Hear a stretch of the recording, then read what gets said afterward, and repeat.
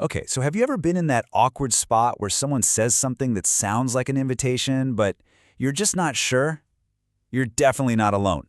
In this explainer, we're going to dive right into that confusing world and give you a clear playbook so you can navigate these situations with total confidence. Ah, yes. We should catch up sometime. You run into an old friend, you have a really great chat, and just as you're parting ways, they drop this line. It feels like a plan, right? But is it? This is the classic phrase, the perfect example of where social signals can get completely crossed. And that right there is the million-dollar question. An actual invitation or just friendly, polite chatter? We're about to answer that. And trust me, by the end of this, you'll know exactly how to tell the difference. No more guessing. All right, so let's start decoding what I like to call the maybe invite. The first thing you really have to get is a core cultural principle. Friendliness doesn't always equal a commitment.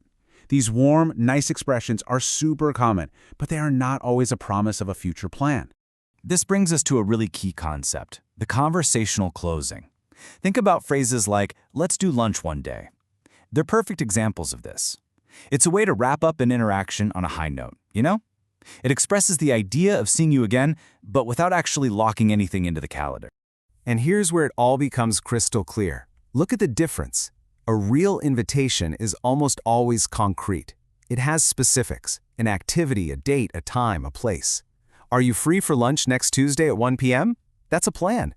We should catch up sometime. That's the conversational closing. That vague word sometime, that's your biggest clue right there. Okay, so now you can spot the difference. But the next big question is, how do you respond? Let's build out your invitation playbook so you can handle this stuff with confidence every single time. It really boils down to a simple 4-step process. First, just listen for those specifics, a date, a time. Second, and this is important, if you're not sure but you're actually interested, just clarify. It's totally okay to ask, I'd love that. Are you thinking of sometime next week? Third, always respond honestly. And finally, remember this. If you accept a specific plan, you're making a real commitment. And this is exactly why being clear is so important. Honestly, whether you're saying yes or no, a direct response is almost always appreciated. It just cuts through the confusion and shows you respect the other person's time. All right, let's pull all of this together into a super practical toolkit. You can think of this as your social cheat sheet, a quick little guide for what to do and, just as importantly, what not to do. So here are the core rules. You absolutely do want to clarify details if you're interested, respond honestly, and respect people's boundaries.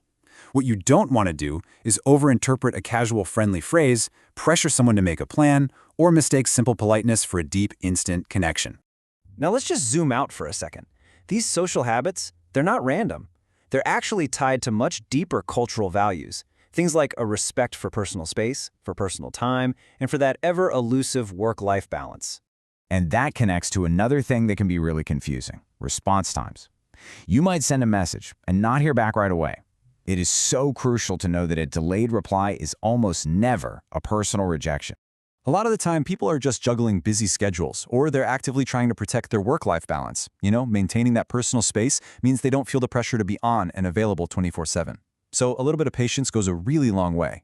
And hey, here's one last really practical tip for you.